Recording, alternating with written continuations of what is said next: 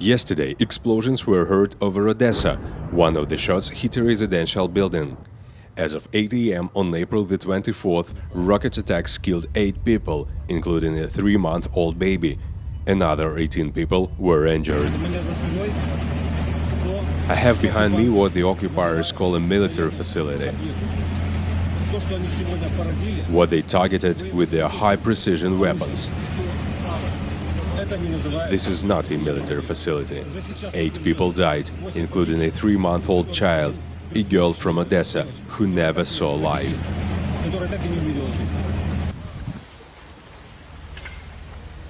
On April the 23rd, during an air raid, a rocket hit a 16-story apartment building. Apartments on the 4th and 5th floors caught fire. Odessa rescuers put out the fire. Something exploded and we don't understand what it was. We just grabbed the baby and ran downstairs. In an evening report, President of Ukraine Volodymyr Zelensky noted that all those involved in the bombing of Odessa and other Ukrainian cities will be punished, no matter how long it takes. It seems that killing children is just a new national idea of the Russian Federation.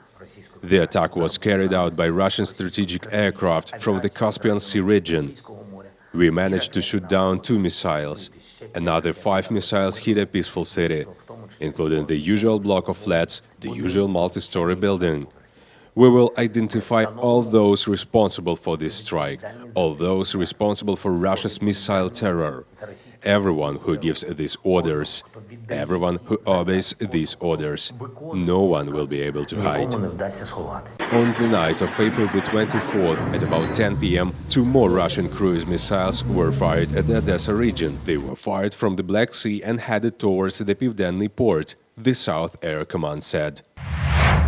According to the Prosecutor General's office, since the beginning of the full-scale invasion of Ukraine, the Russian military has killed 213 and wounded 389 Ukrainian children. Most of them suffered in Donetsk region, 122 children. This Easter morning, the Russian military took the lives of 2 more children in Donetsk region. The house where their family lived was destroyed, and girls aged 5 and 14 died. The head of Luhansk Regional Military Administration, Serhiy Haidai, said in his Telegram channel that on April the 23rd, the Russian military did not stop shelling the region. Dwelling houses in 5 settlements came under enemy fire. Artillery fire was opened in Hirske community. The shells hit residential areas in the center of Zolote, killing 8 civilians. The death toll may not be final as the search is complicated by shelling, Haidai noted.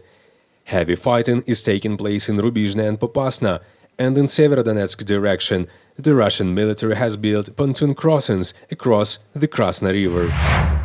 Over the past day, 137 people were evacuated from Luhansk region. Soldiers, rescuers, police and volunteers evacuated 52 civilians from Popasna, 32 from Lysychansk, 27 from Severodonetsk, 11 from Rubizhne and 15 from Hirske community. Among the evacuees were many bedridden patients, 1 wounded and 1 disabled. This was announced by the head of Luhansk Regional State Administration, Serhiy Haidai. He also noted that humanitarian goods with food and Easter cakes for local residents and the Ukrainian military were delivered to Luhansk region. The Russian army continues to shell Kharkiv city and Kharkiv region. On April the 23rd, Slatine village of Kharkiv region came under fire. Enemy guns hit an apartment building, killing 2 men. The head of the regional military administration, Oleg Sinigubov, said that Saltivka and northern Saltivka suffered the most. Streets, houses, warehouses and shops were set on fire. 3 policemen who were helping a woman injured in the shelling came under repeated enemy fire. Our SCS units and emergency ambulances are working in an intensified mode, evacuating the wounded, eliminating the consequences of shelling and destruction.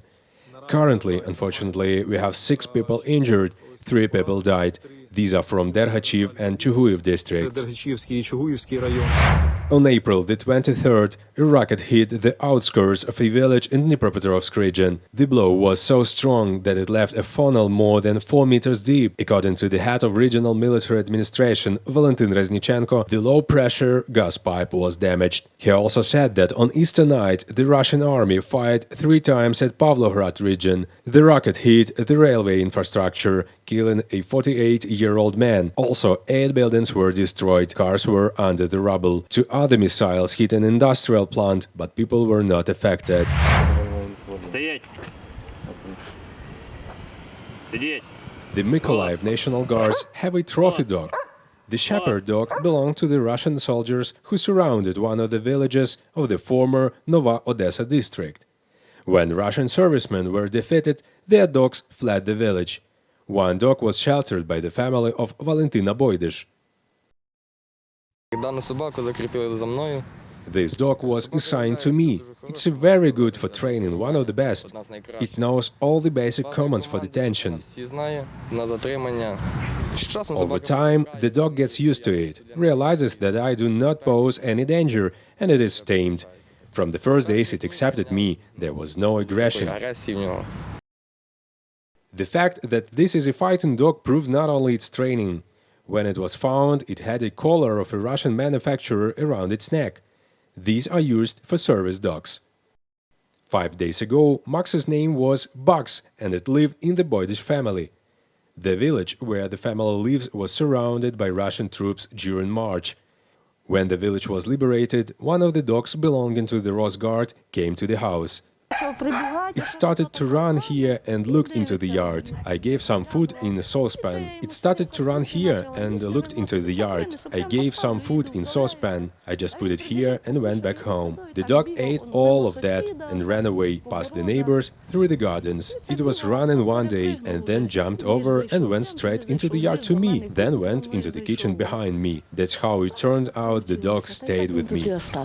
Valentina was offered money for the Belgian shepherd. The smallest amount was 15,000 hryvnias.